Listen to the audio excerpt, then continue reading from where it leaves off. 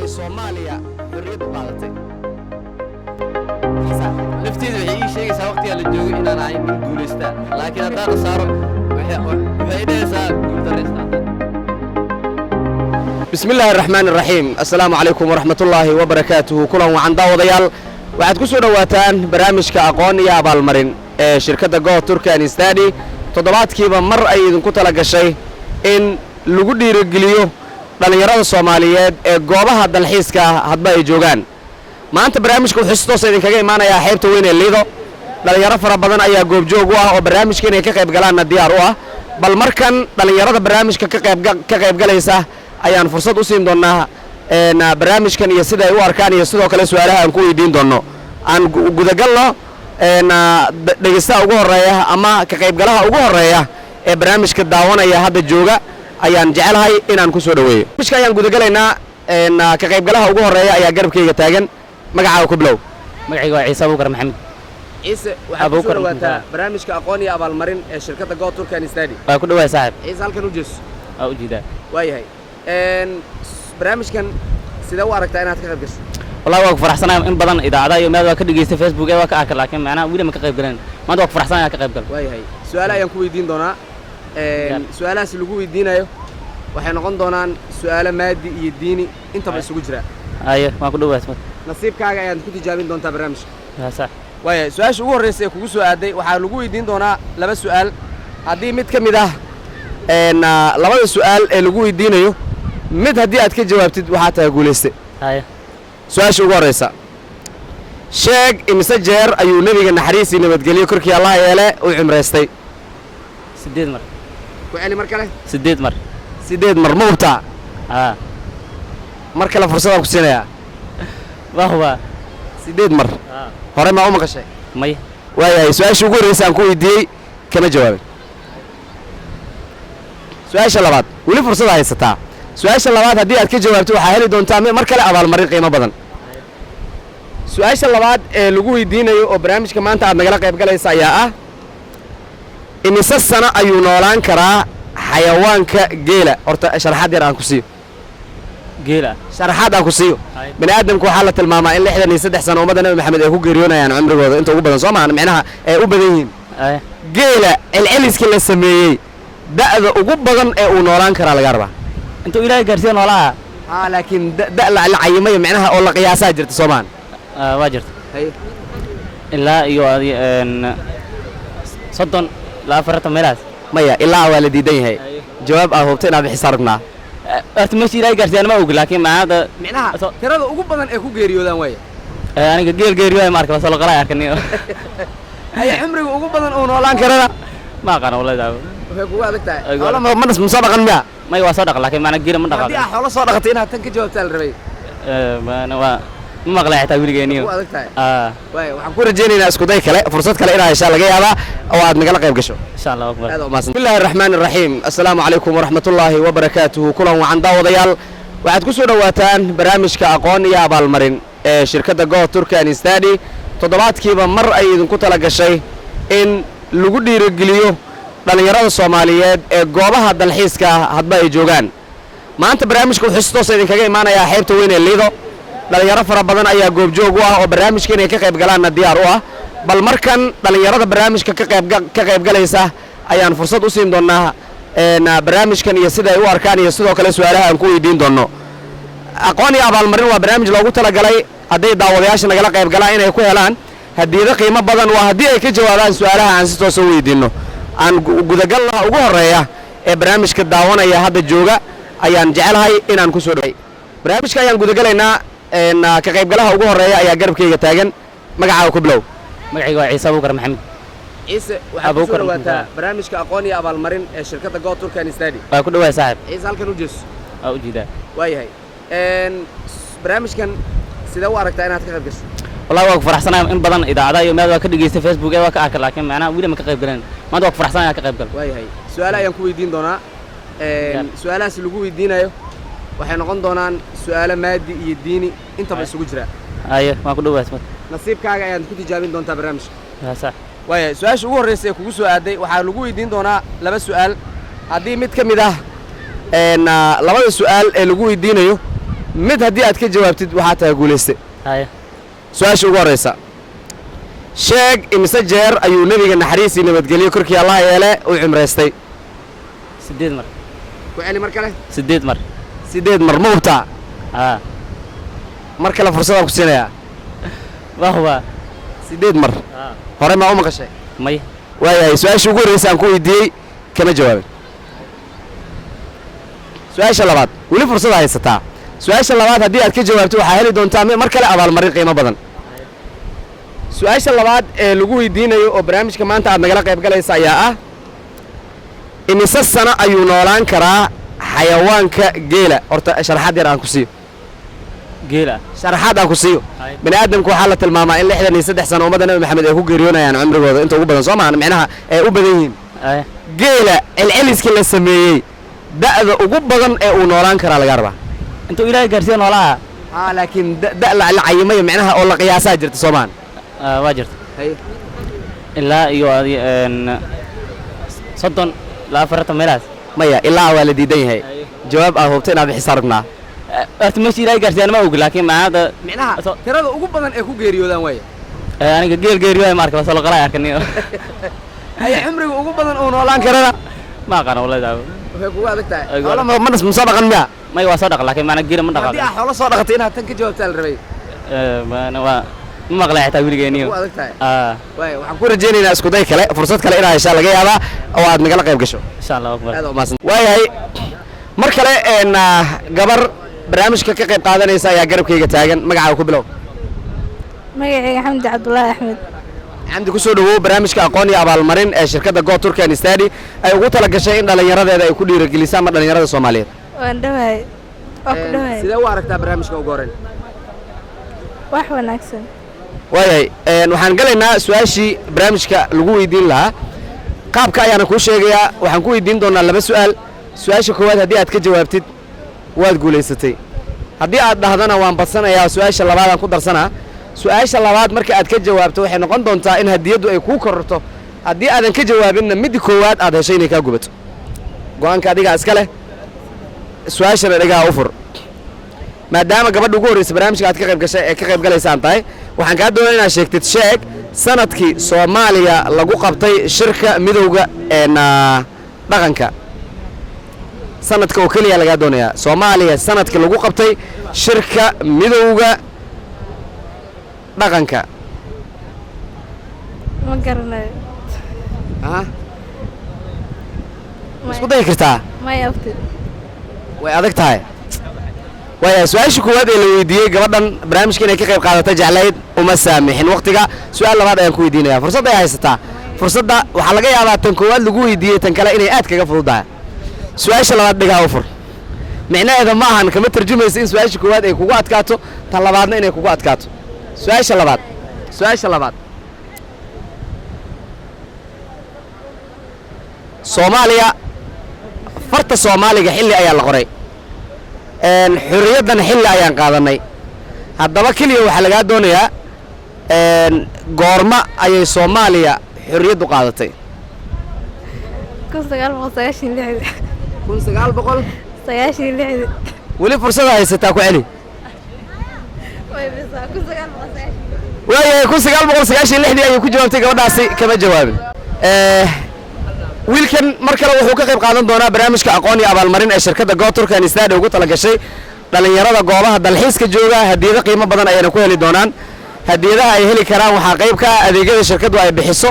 iyo sidoo kale kuwa kale oo gifts ah oo haddaba halkan yaala qofka ka jawaabaana hadiyada uu si toos ah u heli doono bal magacaaga ku bilow Abdiraxmaan Umar Maxamed cabdiraxmaan codkaaga kor u qaad Abdiraxmaan Umar Maxamed cabdiraxmaan ku soo dhawow barnaamijka aqoon iyo abaalmarin aad iyo aad ku sidee u aragtaa maanta inaad ka qayb gasho oo ku faraxsanahay waayahay shirkadda horey muu maqashay magacahan Go Turkan Study waayahay su-aasha ayaan jecelahay inaan ku weydiiyo haddii aad guulaysatana abaalmarintaada ayaad qaadan doontaa insha Allah maxaa rajaynaysaa inaa guulaysto waayahay aan galno su-aasha su-aalaha maadi iyo diini isugu jiraan waxaa lagu weydiin doonaa laba su'aal labada su'aal ee lagu weydiiyo mid ka mid a haddii aad ka jawaabi weyso su-aasha koowaad fursad waxaan ku siinaynaa inay sii socoto haddii su-aasha labaad aad ka jawaabtana hadiyaddaada ayaad guddoomi doontaa ma rajaynaysaa in labada su'aal waa isku qaadan doonto maanta insha allah mid ka mid ah baa qaadan haddii mid gufti hamigaaga intuu leegyahay kalsoonidaada waayahay su-aasha aan galno su-aasha ayaan cabdiraxmaan su-aasha aan weydiinayna ayaan u guda galaynaa cabdiraxmaan waxaa lagaa doonayaa in aad ka jawaabtid su-aashu way fududahay yays ahan inaad ha ku degdegin iskana hubi inaad iska hubisaan kaa rabnaa sheeg suurad aayadaheeda oo idil ay ku dhammaadaan ama aayadaheeda oo idil ay ku jiraan xarafka allah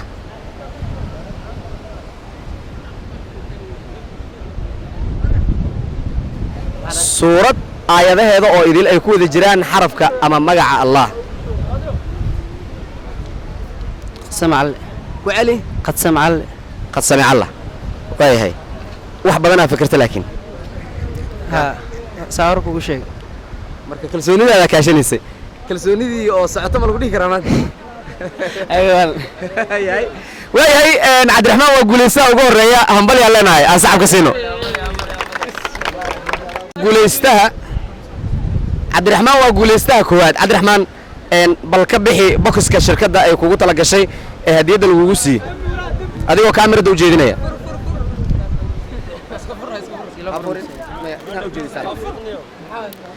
waa guulaystaha cabdiraxmaan guulaystaha koowaad cabdiraxmaan maxaa leedahay goo turki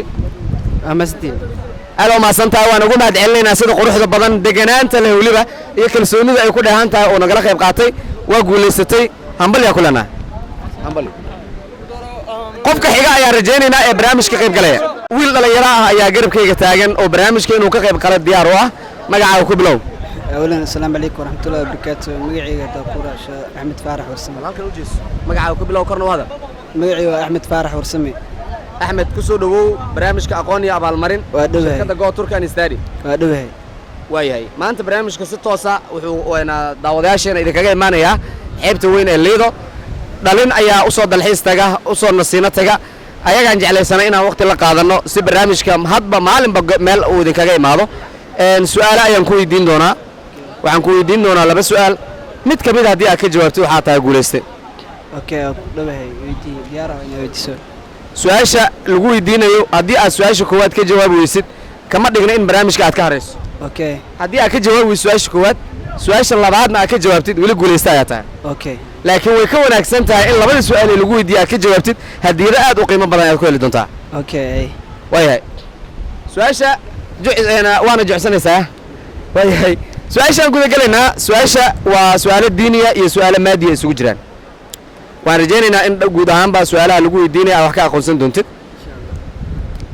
waxaa lagaa doonayaa inaad sheegtid sheeg saxaabigii lagu dhalay kacbada gudaheeda saxaabigii lagu dhalay kacbada gudaheeda lagaa doonayaa magac ahaan inaad inoo sheegto waa u fikri kartaa waxaa haysataa 30 ilbiriqsi oo fikir ah oo aad kaga fikri kartid sida aad kaga jawaabi lahayd ma kuu saxan tahay miyay kaa qaldan tahay fursad haysataa maskaxdaa ka shaqaysiinaysaa soo maa haye weli haasniya jebinin tan haddii aa hareer marto su-aal kale ayaa kuufa علي بن أبي طالب هليلا ku celi علي بن أبي طالب cali bin abi aalib ayuu dhahay ka qaybgalahan waa wiil dhallinyaro ah oo barnaamijka nagala qayb galaya su-aasha ama jawaabta uu bixiyey midii saxda ahayd ma ahan su-aasha kale aan ku weydiinayno inaad wax badan ka fekertaa rajaynaynaa fursad ayaadna haysataa afka soomaaliga marka laga hadlayo afka soomaaliga waxaa jira jumlado gaagaaban iyo jumlado dhaadheer jumladda ugu dheer afkeena soomaaliya marka la qorayo waxyaabo badan ayaa jira laakiin jumlad ayaan kuu sheegayaa jumladdaas maxay ka micno tahay marka laga hadlayo qoraalka afka soomaaliga ereyga manalagaraad baa maxaa loola jeedaa من الجراد بقى حرفها صولا لابت أهلول جدا ku celi حرفها لبلاب ما أم صولا لابت halkan u jeeso حرفها لبلاب ما أم صو حرفها لبلاب ما ha أهلول جدا goormaa kugu dambaysa maskax ahaan inaad ereygaas maqasho والله إمودا markaa soomaaliga baranaysa يس macalinka maxaa ku dhihi jiray حرفها صولا waxaa lagu soo koobaa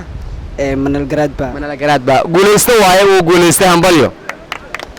ku leenahay hadiyaddii lagugu talagalay ayaan ku guddoonsiinaynaa waayahay qabso si lagu arko waxa uu ku guulaystay free admission oo jaamacadaha dalka turkiga mid ka mid ah hambalyaa ku leenahay waa mahadsantihiin xil haddii waa adeegsan kartaa asxaabaa leedahay walaalbaa leedahay soo ma bal ka waran fikirkaaga ka waran warqaddan hal mar soo bixi warqaddan waxaa la tegi kartaa guud ahaan xafiisyada shirkadda Go Turkan Study ay ku leedahay magaalada Muqdisho wayna ku tiimbareysan tahay si aqoonsi ay kugu noqoto waa rajeynayaa inaad qanacsan tahay hadiyaddii ay kugu talagashay shirkadda Go Turkan Study ay ahayd waxaan ku leenahay hambalyo almarin ayaan gudagalaynaa su'aalaha lagugu weydiinayo bal magacaaga ku bilow cabdiqaadir cali yuusuf cabdiqaadir ku soo dhawow barnaamijka waa ku dhawaay markii kugu horreysay waad ka qayb gashay miya haa dabcan markii ugu horreysay oo ka qayb gala waa maxaa rajaynaysaa maanta guul ka waran su'aalaha diiniga maadiga sidaas u tihiin maasha allah dhammaan oo isku fiicannaa siiba kuwa diiniga bal su'aashaada u diyaar garow insha allah haddii aad guulaysato waxaan ku leenahay hambalyo haddaad guul daraysatana mar walba waxay ka dhigan tahay in barnaamijka iskudayga ayaa muhiima iskudayga muhiim sax waay iskudayga muhiima laakiin iskudaygaasi waxaa kaaga khayr badan adiga aad jeceshahay inaad guulaysato waayahay su'aasha aan ku weydiinayo ugu horreyn waxay tahay roobka da'a ama roobka da'aya habeenkii maxaa loo yaqaanaa mir ku celi mar kale mir horaa ka soo sheegtay waxaan u malaysaa in maskaxdu ay kugu diyaarsanayd waa su'aal inaad ka fiirsataan jeclaan lahaa maya saa u dhaha waay mir waay sababtana waxay tahay macnaa roobka oo habeenada dadka inta badan waxay igu sheeki jiray awowgay inuu la dhaho mir goormay lagaaga sheekay ya in badan oo koob iyo laba la dhihi kari waa maqashay haa waayahay waxaan weydiinay su'aal ah roobka da'aya habeenkii maxaa loo yaqaanaa isla goobtii ama isla waqtigiiba daqiiqad iyadoo aan ka soo wareegan ama mikrofoonka aanan ka soo ceshan ayuu jawaabta bixiyey taasoo ahayd uu ku jawaabay mir ma ka fiirsanaysaa mise waa hubtaa waa huba waayahay maxaa is leedahay jawaabtan ma saxa lagu dhihi doonaa ma qalada lagu dhihi doonaa boqolkiiba boqol sax aa lagu dhihi doonaa isle sida lagugu sheegay inay mar un qaldanayso lagama yaabo macquul iidani laakiin sax waay waan kugu soo celcelinayaa ma ku adkaysatay waa ku adkaysta sax waay waa ku adkaysatay haa waayay jawaabta uu bixiyey waa mid saxa hambalyo haddii aad su'aal kugu daro aad ka jawaabtid hadiyadda way kuu badanaysaa mar kale waa isku dayaa haddii aad gaftana way kaa gubanaysaa su'aashan birtiidaa ku ekaa maya nabigiis meesheedaa ku heystaa haddii aan hal su'aal kugu daro waxaa heli doontaa hadiyad aad u qiimo badan oo ka duwan waxaa jirta maamaayo soomaaliyeed oo dhehayso waxbadsi waxbeelay leedahay inay fahantaan jeclaan lahaa waxaa laga yaabaa wax hadda aad guddoomayso labalaab inaad qaadato maya hadda waxaa tahay guulayste hadiyad ayaa kuu diyaarsan haddii aan su'aal kugu daro aad ka jawaabtid waxaa heli doontaa hadiyad labalaaba haddii aad ka jawaabi weysana way kaa gubanaysaa nafteeda waxay ii sheegaysaa waqtigaa la joogo inaan ahay nin guulaystaa laakiin haddaa khasaaro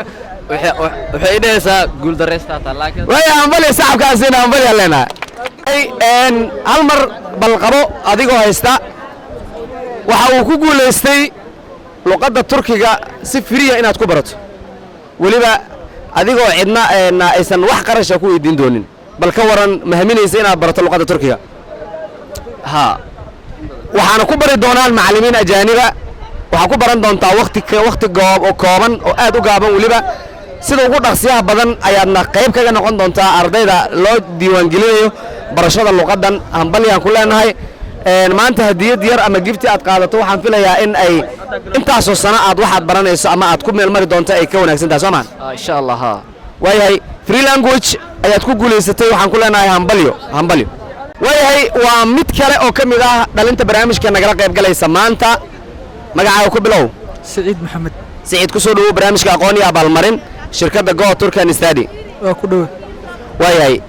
su'aalo ayaan ku weydiin doonaa haddii aad ka jawaabto waxaad heli doontaa abaalmarino okay diyaar waayahay su'aasha ugu horreysa ka waran maadiga iyo diiniga iyo dhaqanka qodba meel ayuu ku ran yahay wixii nasiibkay un baa arka insha Allah intaba haddii mid lagu weydiiyaa diyaar u tahay diyaar waayahay su'aasha dhigaha u fur shirkadda Go Turkan Study waxa ay qabataa imtixaan ardayda ka dhamaysa dugsiyada sare ee gobolka Banaadir waxay u qabataa imtixaankaas oo ay ku helayaan qiimo dhimis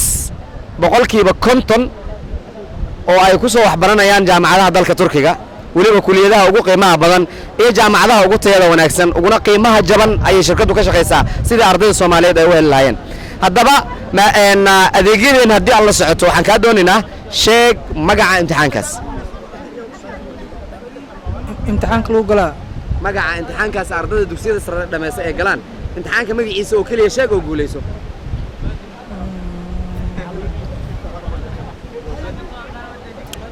meeqa daqiiqo isina 30 ilbiriqsi haysta inter exam ya interim exam way su'aashii aan ku weydiinay jawaabta aad ka bixisay sax ma shirkadda Go Turkan Study imtixaanka ay qaado ee ardayda jaamacadaha dalka Turkiga loogu diray aan ku weydiiyay kamaadan jawaabin bal su'aasha xigta waan filayaa ha adeegyada shirkadda qayb ka ahayd bal su'aasha markan waa su'aal taariikh sanadkii Soomaaliya lagu qabtay shirka midowga dhaqanka waxa uu ahaa lagama jawaabin su'aasha in ay la dhageysataan jecelahay su'aasha waan ku soo celin karaa hadba waxay ku xiran tahay qaabka su'aalaha aan ku weydiinayno su'aasha dhagaa u fur sanadkii Soomaaliya lagu qabtay shirka midowga dhaqanka waxa uu ahaa 1971 1972 1973 dooro jawaabta saxda ah marka la kugu celiyo 1971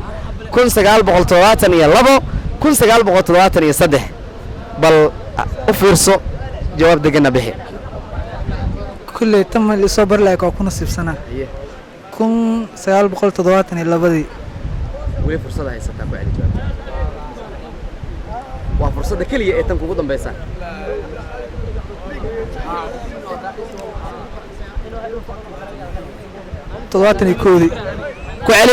todobaatan iyo koodii sanadka dhamaystir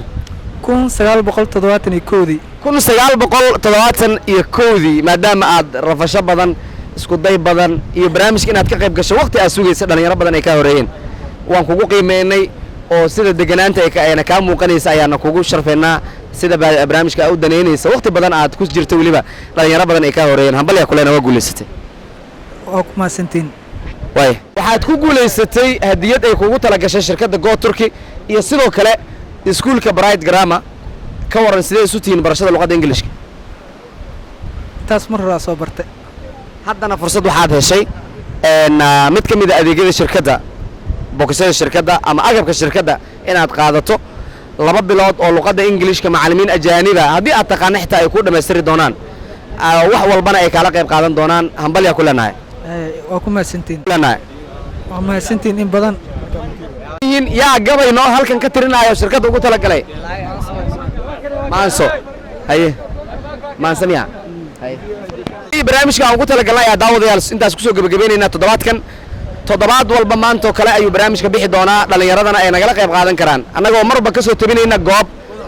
dhalinyaradu ay daneynayaan in ay barnaamijka nagala qayb qaataan bal markan waxaan jecelahay ninkan maadaama uu wax badan sugayay barnaamijka bilow ilaa dhammaad uu nala taagnaa inuu ka qayb qaatana uu jeclaa su'aalihiina ay soo gabagaboobeen laakiin fursad waxaan kuu siinaynaa hal iyo laba maxaad halkan dharaar boorubaysidaa dhambaal weeyaan waqtigu rajadu guusha dhashaa caqligu waa dhaamiyaa dhaqaaluhu waa cilmiga markaan dhaga wacan ka dayo dhaliishu waxbay saxdaa erayna waxaa loo dhigtaa dhankiisa wanaagga lehe haddaad tahay ruux dhibsada wuxuu dhahay ruuxa dhaha dhegtiyo afka hays maqlaan adkaysa haddaad u dhan afeeftaa lagu dhaqmaa